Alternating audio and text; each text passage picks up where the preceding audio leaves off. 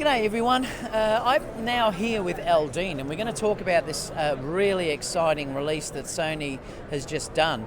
Now, as we know, and I've talked about this a number of times, that we really are now blessed in the Sony realm of the number of lenses that have been released over the last few years.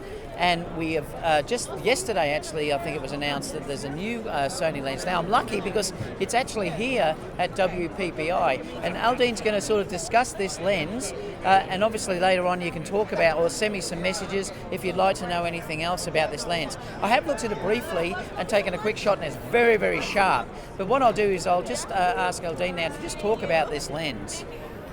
Okay, so this is the new 20mm f1.8 G series lens, and as you can see, it's tiny. I mean, I could hide this in my hand. It is really small. It's really, really small.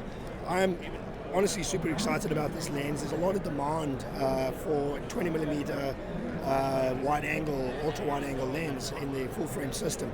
As you mentioned, we've been expanding our lens system for quite a while. This is the 56 full frame lens in our EDOT system, right? Yeah. So when you have a look at the total system, from the zooms, we've pretty much filled most of the range. We have a 12 to 24, all the way up to 200 to 600. So we're coming from a 12 to a 600.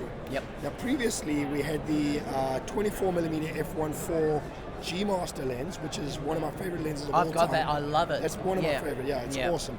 And that was the widest that we had on the full frame side, all the way up to obviously the 600, super telephoto sports lens that we have.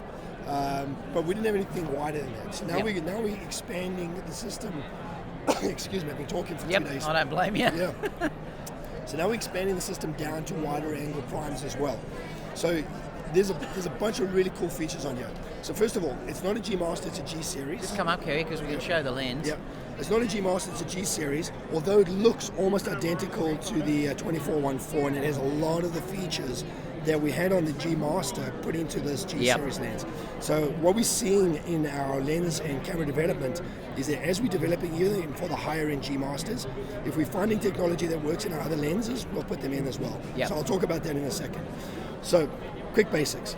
20mm, it's about 90 grams lighter than the 24mm lens. It's a couple of millimeters smaller with a 67mm. I love that because all my filters are 67. I love it, Yeah, we had a very close look at what a very common filter was, and there's a lot of 67s. So internal focus, you'll notice that as well. And it's also a little bit shorter than the 24.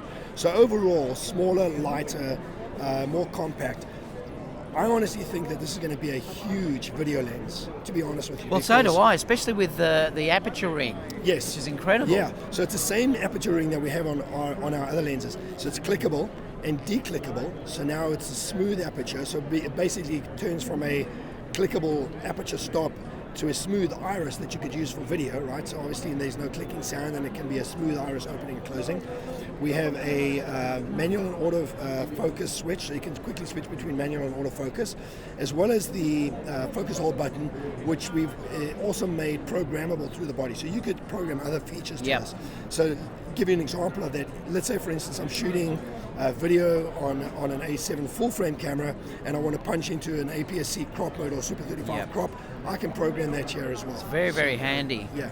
So the size and the weight lends itself to so many different applications.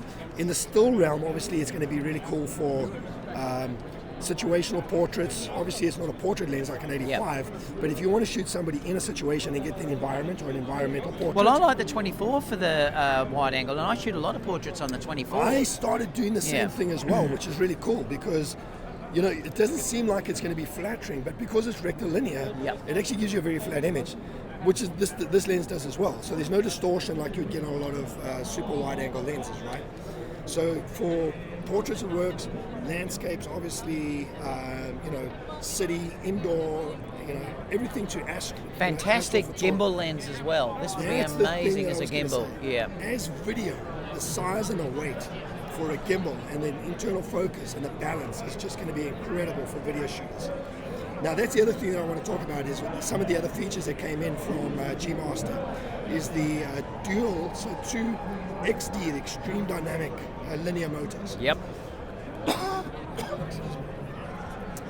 So that's obviously going to be super good for any still photographers, but for videographers specifically, it's going to be able to track focus extremely, quick and silently, as well as very accurately.